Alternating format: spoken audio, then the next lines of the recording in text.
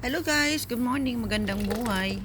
For today's video guys, tayo ay maggagawa ng pudding plant.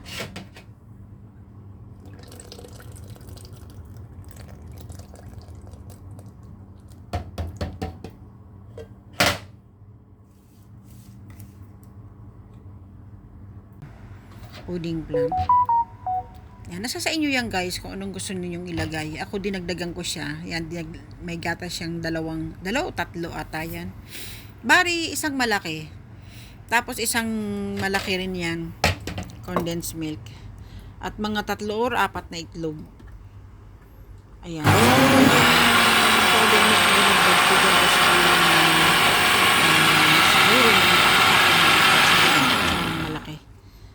Ayan. Kasi masarap guys yung maraming ano. Yan, nilagyan natin guys ng vanilya. Yan, lagyan natin ng vanilya.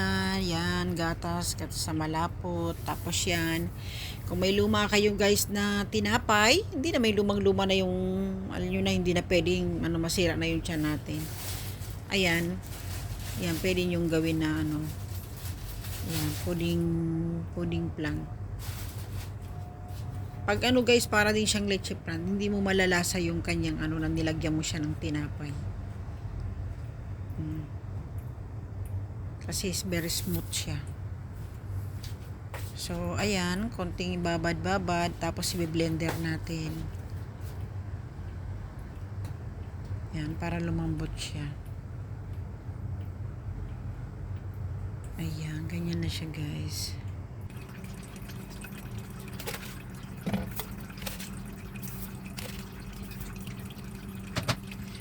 Ayan guys, yan, magkakaramelize tayo ng asukal.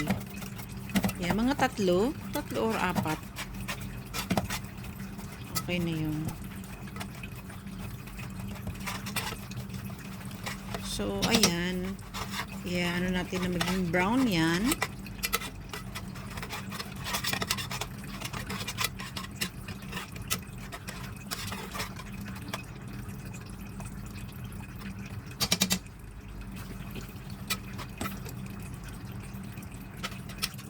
Ayan guys, tapos na yung di ko na napakita guys yung pag ng lagay nung natin butter. So ayan na guys, so luto na ang ating butter.